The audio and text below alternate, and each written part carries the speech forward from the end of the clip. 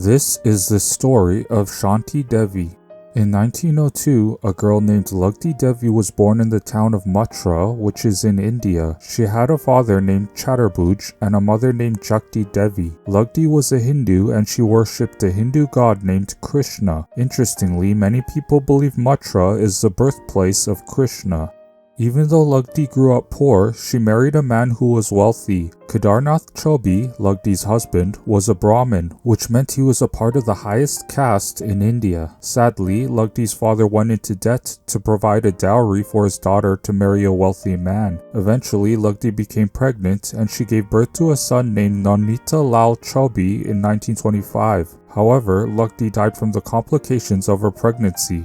14 months after the death of Lugdi, a girl named Shanti Devi was born in New Delhi, India. Her mother's name was Prem Pyari Mathur and her father's name was Rang Bahadur Mathur. After Shanti's 4th birthday, Shanti began talking about her past life. She said, "I am a Brahmin wife from Mathura," and she said her husband was waiting for her in Mathura. What's more, she said that her current home was not her real home, and her current clothes were not her real clothes, and her current mother was not her real mother. Also, she told her parents she wanted sattvic food, which is vegetarian food. But surprisingly, Shanti's parents never taught her the word sattvic. Shanti had 2 friends named Prabhash and Subhash. They were twins. One day, while she was hanging out with the twins, Shanti drew a picture of a temple in Mathura and she said her husband lived near the temple. Shanti knew many things about her past life. For example, she said she danced for her husband while wearing ankle bracelets, and she said she knew the names of her parents from her previous life and the name of her husband from her previous life. What's more, she knew the address of her past life husband.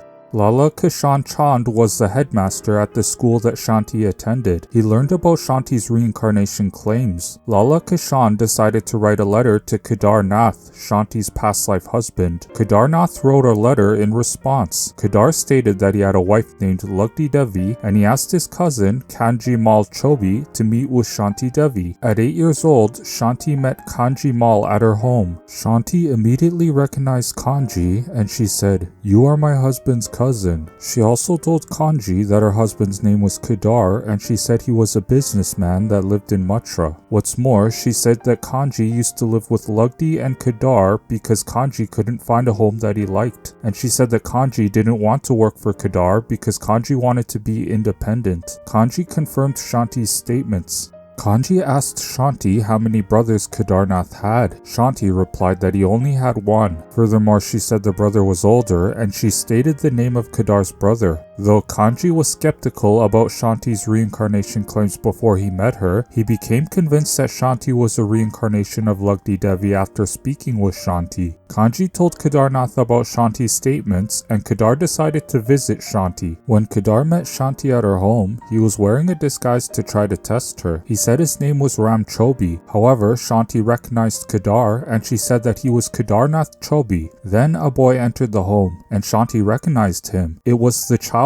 that Lugdi Devi had with Kedarnath. Shanti said that the boy was her son, Nonita Lal. Then Shanti asked Kedarnath whether he kept his promise not to remarry, but Kedarnath said he broke his promise. Interestingly, Shanti knew several secrets about Kedarnath. She said that Kedarnath cheated on her while she was pregnant with Nonita Lal. More specifically, Shanti remembered observing a nurse who was hired to take care of Lugdi secretly getting romantic with Kedarnath. Kedar was surprised that Shanti knew this and he apologized to her. Then Shanti said that Kedarnath was so horny that he almost forced himself onto Lugdi even though Lugdi was pregnant and dealing with intense pain. And Shanti knew the special sex position that Kedar performed. Kedar was embarrassed, but he admitted that it was true, and he again asked Shanti for forgiveness. Mahatma Gandhi learned about Shanti's reincarnation claims, and he went to meet her. Gandhi told Shanti to travel to Mathura with an esteemed group of men, which included an attorney, to properly investigate her reincarnation memories. In 1935, Shanti traveled with 15 people to Mathura. Shanti was only 8 years old at the time. While she was at the train platform, Shanti recognized a man and she ran up to him and hugged him. According to Shanti, the man was Lugdi's brother-in-law. Then Shanti asked the man whether he took care of Lugdi's holy basil plant, which he had promised to do. The man responded that he was in fact the brother-in-law of Lugdi Devi, and he said that he promised Lugdi that he would take care of her holy basil plant.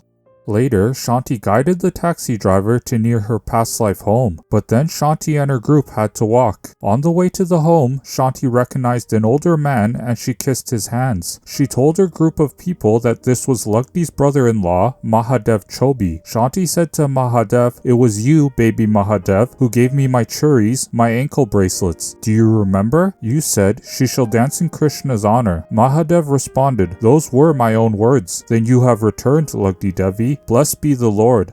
Shanti quickly went to the home that she lived in her previous life. Though she was expecting the house to be yellow, she saw that the house was painted white. A man who was renting the property said the house used to be yellow, but it was later painted white. Then Shanti told her group of people where Lugdi and Kedar's bed was located. The man who rented the property said that he remembered what the home used to look like, and he confirmed Shanti's statements.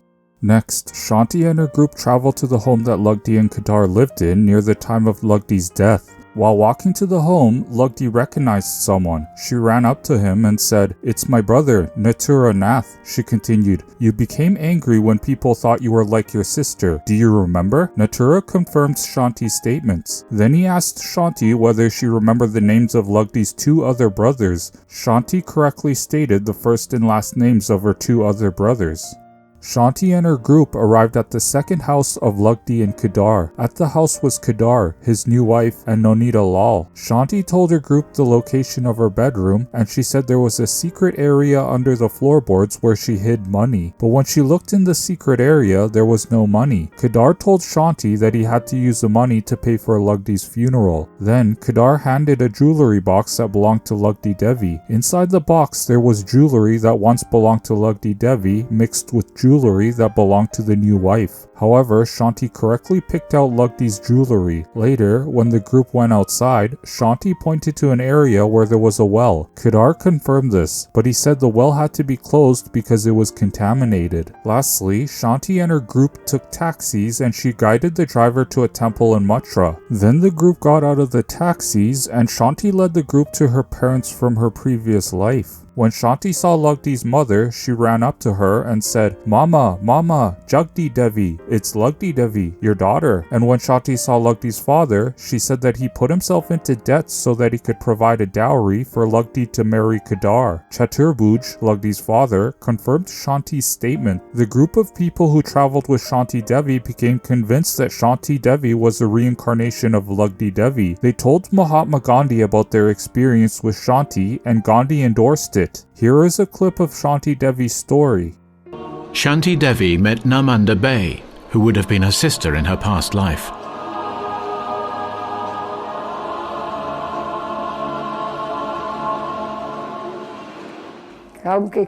She recognized me straight away. There were so many people, they were pushing her away from me, but she recognized everything. She knew of each lane, where it led to, knew every tenant, knew where they lived. She recognized the cobbler, the washer, all of them. The trip culminated in a dramatic encounter. 9-year-old Shanti met 10-year-old Navneet, the son she died giving birth to. Mother and son meet for the first time. They pointed at me and asked Shanti Devi, "Who is that?" And she said, "That is my son." "How did you recognize him?" She said, "My soul has recognized his soul." And she began to cry.